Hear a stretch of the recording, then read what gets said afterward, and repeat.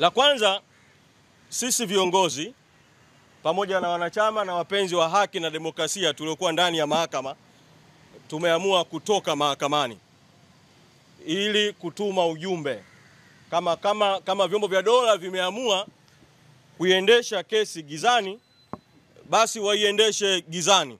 Kwa tumetoka ndani ya chumba cha mahakama.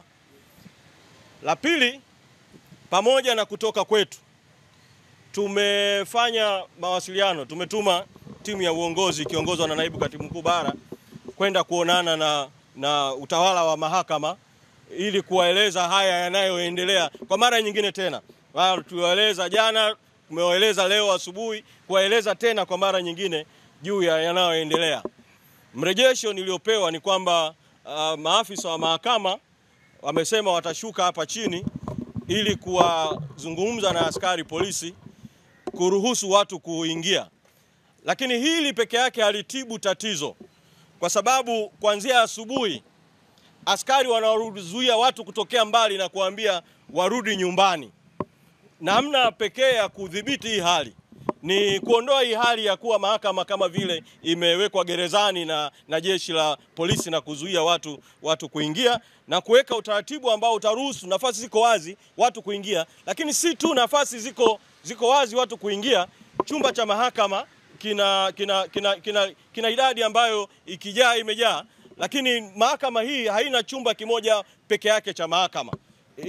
Ina chumba namba 2, ina chumba namba 3, na mahakama inaweza kufanya utaratibu. Na hili si jambo litakuwa jipya. Zipo mahakama zilizokuwa na kesi ambazo zilikuwa na maslahi ya umma, ziliweka TV screen katika vyumba vingine vya mahakama ili kile chumba kimoja kikijaa bado kuwe na fursa ya kuweza watu kushiriki kwenye shauri kupitia vyumba vingine vya mahakama. Kwa hilo ni jambo la pili ambalo naamini kwamba likifanyika litaongeza idadi ya watu, baada ya lile jambo muhimu zaidi la kuirusha hii kesi live kuonekana kama linawekewa vikwazo hivi, wakati haki inatakiwa itendeke na haki ionekane ikitendeka, hasa kwa kesi kama hii yenye maslahi ya umma.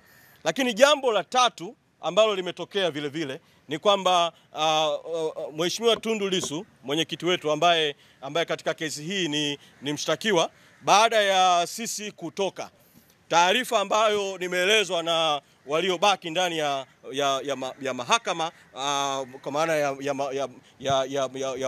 wanaomshauri Mheshimiwa Lissu kisheria na mambo kama hayo, ni kwamba Mheshimiwa Lissu ameieleza mahakama, amewaeleza majaji juu ya haya ambayo yanaendelea kutendeka nje ya chumba cha mahakama, na ameweka msimamo wake kwamba hayuko tayari shauri kuendelea kusikilizwa mpaka kwanza apewe nafasi ya kuwaeleza majaji kuhusu jambo hili na majaji waweze kulitolea mwongozo au uamuzi. Kwa tukaona tuje katika nukta hii tuwaeleza hayo yanayoendelea na sisi, kwa sababu tunaelewa kwamba Mheshimiwa Lissu ameliibua hili jambo mahakamani na bado anaendelea kuwasilisha mahakamani.